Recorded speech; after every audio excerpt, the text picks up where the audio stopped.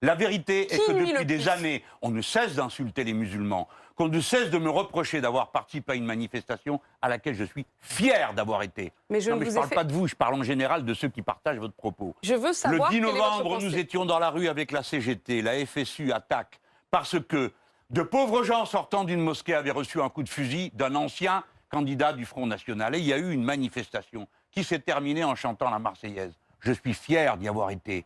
Et si elle avait lieu de nouveau, j'y retournerai. Et ce n'est pas parce qu'un ou deux Olibrius y ont dit des choses qu'ils n'avaient pas à dire que je le regrette. C'est pas moi qui ai fait le titre du Monde en disant que l'islamisme modéré l'avait emporté en Turquie. Le fascisme modéré, ça n'existe pas. Donc je me bats politiquement contre l'islamisme. Et comment je me bats contre l'islamisme? En lui volant la victoire qu'il veut avoir. L'islamisme politique veut prétendre représenter tous les musulmans. Et par conséquent, si vous tapez dans le tas, eh ben vous produisez les faits qu'ils veulent produire. Une coupure entre les musulmans et le reste. Ils n'y arriveront pas. Parce que les musulmans ne le veulent pas, parce que les Français ne le veulent pas, et parce qu'il y a des gens comme moi qui résisteront de toute leur énergie. Bien sûr que vous avez des islamistes. Il faut donc les combattre politiquement. Mais pas en leur donnant raison. Qu'est-ce qu'ils veulent? Nous diviser. C'est leur premier objectif. Nous diviser pour regrouper autour d'eux. La Turquie, en effet, est un pays dirigé par un régime islamiste, c'est-à-dire où la religion est devenue une ligne politique d'État. Et c'est une pratique d'un parti ultra-conservateur, celui de M. Erdogan, que pour notre part, nous les Insoumis, nous avons toujours combattu. Notamment en ce moment même, puisqu'il interdit, et il veut interdire, un parti démocratique auquel nous sommes amicalement liés, le HDP, qui est un parti qui regroupe notamment des Kurdes, mais pas que des Kurdes, et qui, dans le cadre de la démocratie turque, ou de ce qu'il en reste, fait vivre ses idées et les représente au Parlement. Les pratiques du fondamentalisme islamiste politique débouchent sur des actes de violence. Et qui le sait mieux que moi, puisque deux de mes amis sont morts de ça, Choukri Belaïd et Mohamed Brahmi en Tunisie, qui ont été assassinés tous les deux par des islamistes politiques. Je n'ai jamais eu la moindre, faiblesse à leur égard. C'est comme le dit le docteur Saïd Saadi, qui est un leader algérien, je lui dis, vous savez, l'islamisme politique, c'est comme la mort, c'est une expérience qu'on ne fait qu'une fois. Parce qu'on n'en ressort pas sans, comme toutes ces idéologies, beaucoup de morts, beaucoup de dégâts, beaucoup de saccages. Par conséquent, pour ma part, j'ai toujours fait très attention, étant si hostile à l'islamisme politique, à ne jamais donner le sentiment que je voulais montrer du doigt mes compatriotes musulmans, ou les musulmans d'une manière générale, parce que surtout que les pauvres, ils payent deux fois. Souvent, c'est eux qui meurent, des crimes islamistes, et deuxièmement, en plus, tout le monde les montre du doigt. En France, singulièrement, nous devons être très vigilants. Parce que l'islam est la deuxième religion du pays, et nous ne pouvons pas montrer du doigt plusieurs millions de nos compatriotes.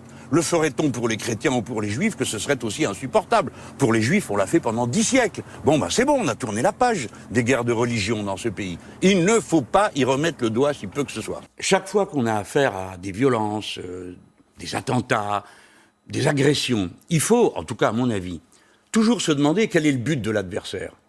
Et ne pas l'aider à l'atteindre. Par exemple, quand il y a un attentat de terroristes islamistes, je fais toujours très attention à ce que veut l'adversaire. L'adversaire veut diviser les Français entre musulmans et non-musulmans. C'est ça son but.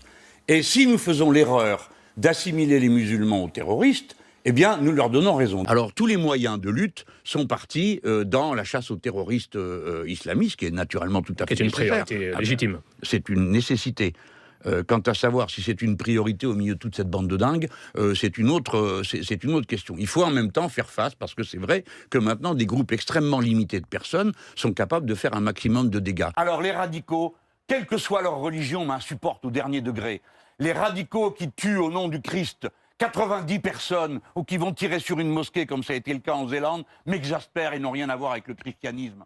Les radicaux qui tuent des gens ou qui en égorgent au nom de l'islam n'ont rien à voir avec l'islam. L'islam radical, c'est mes amis qui en meurent. Choukri Belaïd ou Mohamed Brahmi en Tunisie, c'est mes camarades. C'est eux qui sont morts assassinés par des islamistes radicaux. Donc moi, je sais que l'islamisme radical, politiquement, pour ceux qui deviennent des djihadistes et des assassins, sont un danger politique. Est-ce qu'il y a un problème avec l'islamisme politique? Comme partout.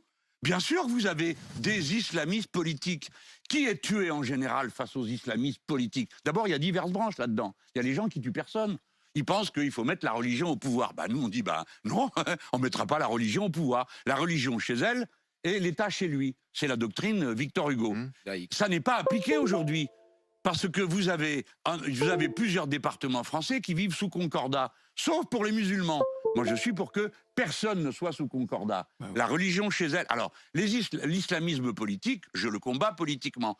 Les assassins, qui est une autre variété, je les combats durement. Je suis pour qu'ils soient capturés, pour qu'ils soient mis en prison et pour qu'ils puissent leur peine. Et comme moi, des millions de musulmans le disent dans le pays. Moi, j'en connais pas qui m'ait dit « Ah, ça, c'était une très bonne idée d'aller égorger un prof dans la rue. » Tous disent c'est une honte. Et ils ont mal au cœur, les pauvres. Parce qu'ils se disent « Nous, on va être tapés 2 fois. » Parce qu'on souffre comme vous de voir un prof se faire égorger. Mais en plus, tout le monde va nous regarder de travers. C'est terminé, Jean-Luc Mélenchon.